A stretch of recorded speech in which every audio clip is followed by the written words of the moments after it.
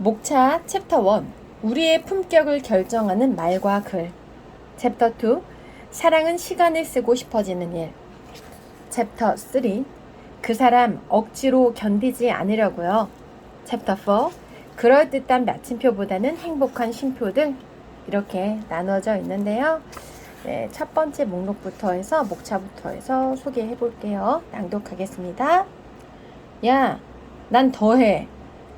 누군가에게 고민을 어렵사리 털어놓을 때 이런 말을 듣는다면 그 대화의 자리는 더 이상 서로의 아픔에 공감하는 장소가 아니라 누가 더 힘든지 겨루는 경연장이 되어버립니다. 우리의 품격을 결정하는 말과 글. 실수를 인정할 때 마음이 열린다. 친한 동생과 사당역 근처에서 찜닭을 먹은 적이 있습니다. 치즈 찜닭이 인기 메뉴인지 다른 손님들은 대부분 치즈 찜닭을 먹고 있었지만 둘 다 치즈를 그렇게 좋아하진 않았기에 기본 찜닭을 시켰어요. 주문하면서 사장님이 치즈 안 먹고? 라고 물으시길래 네, 그냥 찜닭이요. 치즈 별로 안 좋아해서요. 라고 한 번 더 말씀드렸습니다. 그런데 15분 뒤 나온 찜닭은 기본 찜닭이 아니라 치즈 찜닭이었습니다. 사장님, 저희 기본 찜닭 시켰는데. 그러자 사장님의 눈동자가 흔들립니다. 치즈 찜닭이라고 하지 않았나? 아, 저희가 치즈 별로 안 좋아해서 그냥 찜닭이라고 말씀드렸었는데. 그러자 사장님은 혼잣말 하듯 아닌데, 분명 치즈 찜닭 시켰는데 라고 얘기하셨습니다. 저희도 딱히 음식을 가리는 편은 아니라서 치즈 찜닭이라 해도 아무렇지 않게 먹을 수 있었지만 주문을 재차 확인했으면서도 끝까지 실수를 인정하지 않으시는 사장님의 태도가 썩 유쾌하지만은 않았습니다. 그래서 저도 모르게 인상을 찌푸렸나 봅니다. 당혹스러워하는 사장님의 얼굴을 보고 마음이 약해져 말했습니다. 사장님, 그냥 먹을게요. 괜찮아요. 사장님은 멋쩍은 미소를 지으며 요즘 젊은 사람들이 치즈찜닭을 많이 시키더라고 하면서 주방으로 들어가셨습니다. 사실 별 문제될 만한 상황은 아니었어요. 저나 동생이나 기본 찜닭을 더 선호할 뿐이지 까다로운 입맛은 아니라서 치즈도 맛있게 먹을 수 있거든요. 하지만 본인이 잘못 들었다고 인정하지 않고 딴 말을 하니 사소한 문제가 괜한 기싸움으로까지 번질 뻔했던 것 같습니다. 제가 만약 사장님이었다면 이렇게 얘기했을 거예요. 미안해요. 내가 요즘 정신이 없네. 그런데 이미 요리가 된 상황이라 기본 찜닭 가격만 받을 테니 치즈 찜닭 한번 먹어보는 건 어때요? 우리 가게 치즈 찜닭이 진짜 잘 나가요. 치즈 알레르기 있는 사람도 마파람에 개눈 감추듯 먹는다니까.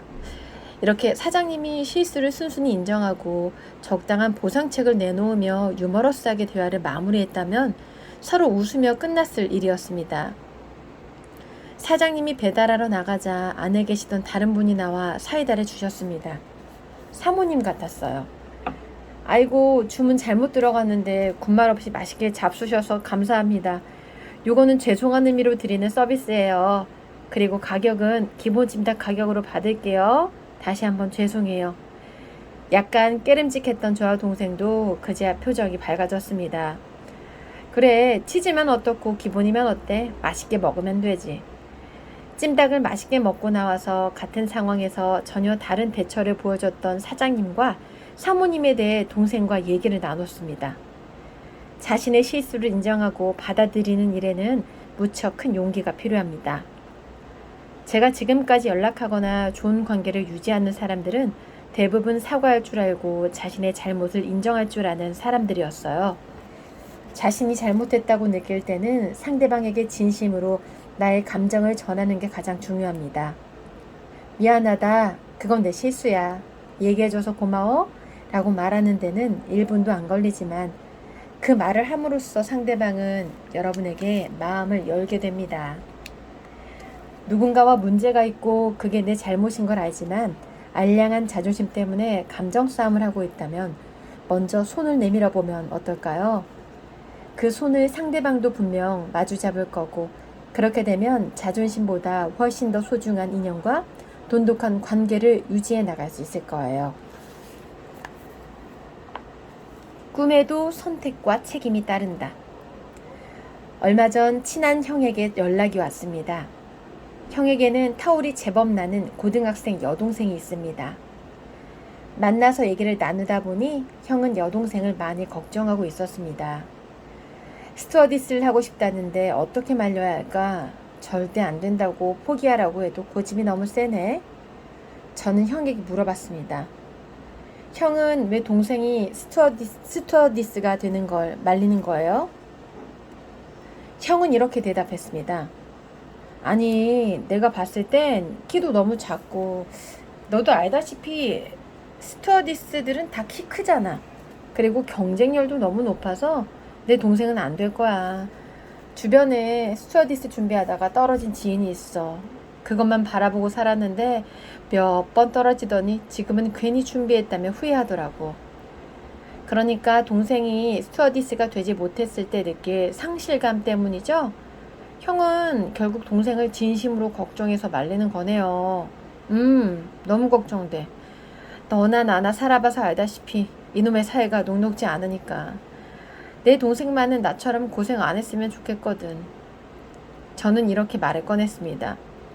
형의 마음 이해해요. 저도 형 같은 가족이 있으면 정말 든든할 거예요.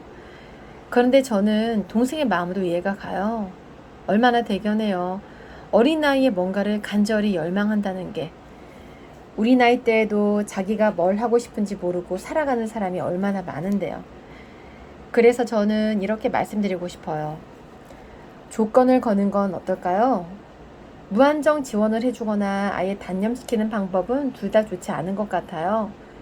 학원비를 지원해주되 동생에게 학원에 다니는 동안 주중 계획표를 짜라고 해서 매일 그걸 지키게끔 해도 좋고, 학원비를 반반 부담한 뒤 동생이 집안일을 하거나 성적이 오를 때 비용을 조금씩 더 지원해주는 방식을 고려해봐도 좋을 듯해요. 아마 자신의 용돈을 아껴서라도 학원비를 내고 싶어 한다면 정말 간절하기 때문일 거예요. 먼저 형이 걱정하는 부분을 동생에게 솔직히 털어놓아서 동생을 진심으로 염려하고 있다는 사실을 알려주면 좋을 것 같아요. 그리고 어느 정도 타협점을 함께 만들어가면서 조건을 걸고 또 그 조건을 충족하지 못했을 시 미련 없이 털고 일어나기로 약속하는 거죠. 가장 중요한 건 그 꿈을 본인이 선택했는지 아닌지의 여부인데요. 조건 없이 지원해주면 나중에 그걸 당연하게 생각할 수 있어요. 반대로 자신의 의지가 아닌 오빠의 압력으로 꿈을 포기하게 된다면 설령 나중에 다른 직업으로 성공한다고 하더라도 오빠를 원망할 수 있어요. 내가 오빠만 아니었으면 지금쯤 하늘을 날고 있었을 텐데 하면서요. 선택권을 본인에게 주고 그 선택의 책임 또한 본인에게 있다는 사실을 주지시켜주는 게 가장 중요할 듯해요. 그러자 형이 저에게 이렇게 말했습니다. 고마워. 오늘 너의 조언은 내 동생뿐만 아니라 회사 후배들에게도 해줄 수 있을 것 같아. 저도 형이 동생을 이렇게나 아끼니 동생은 분명 멋진 어른으로 자랄 거라고 대답했습니다. 소중한 사람이 어려운 길을 가려 하거나 중요한 선택을 앞두고 있다면 내 경험의 의거에 반대를 위한 반대를 하기보다는 그게 왜 하고 싶은지, 그걸 위해 무엇을 감수할 수 있는지를 먼저 물어봐야 돼요. 그 후에 대화하며 접점을 찾고 그 선택의 책임이 본인에게 있음을 인지시켜준 다음 설령 꿈을 이루지 못하더라도 분명 그 과정에서 많은 걸 느끼고 배울 거예요. 처세술이 뛰어난 사람들의 두 가지 공통점. 두 아이를 키우는 친한 누나가 있어요. 대여섯 살 남짓한 아이들이 말도 잘 듣고 말썽도 안 피워서 볼 때마다 신기했는데요. 누나이들은 다른 애들하고 다르게 말썽을 잘 안 피우는데 비결이 뭐야? 라고 물으면 누나는 애들이 말을 잘 들어서 그렇지 뭐 라며 웃으며 넘겼어요. 누나의 아이들과 함께 카페에 간 적이 있습니다. 아이들 중 한 명인 민지가 그날따라 컵 사줘, 장난감 사줘, 이쁜 인형 사줘 라며 무언가를 사달라고 누나에게 계속 졸랐습니다.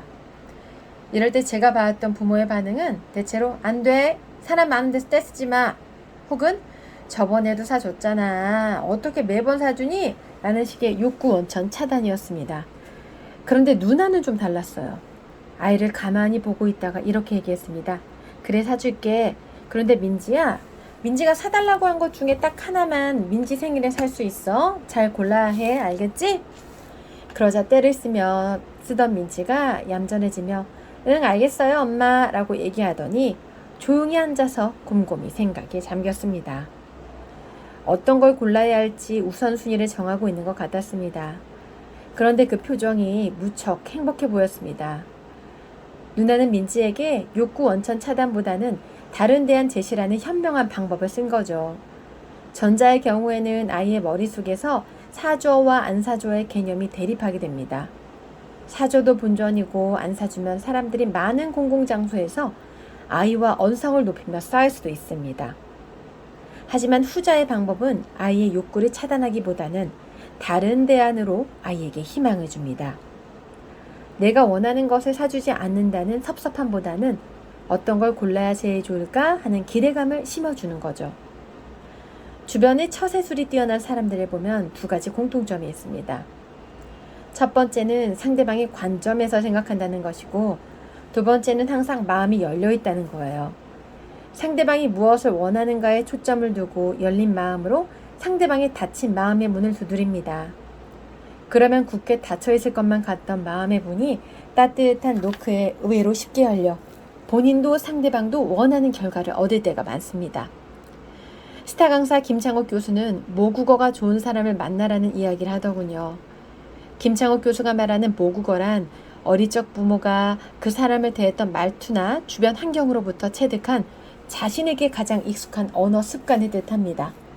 그래서 상대를 존중하고 배려하는 말투, 타인에 대한 예의가 기본적으로 좋은 사람을 만나는 게 중요하다는 말입니다.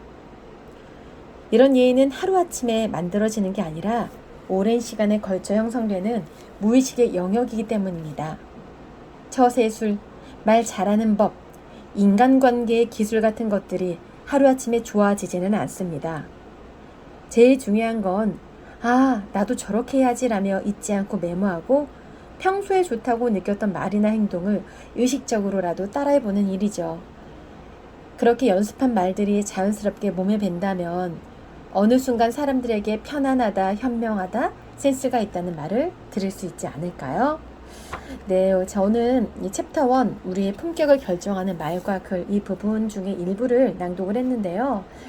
저도 굉장히 작가님의 의견에 정말 동의를 합니다. 작가님의 의견에 크게 동의를 하는데요.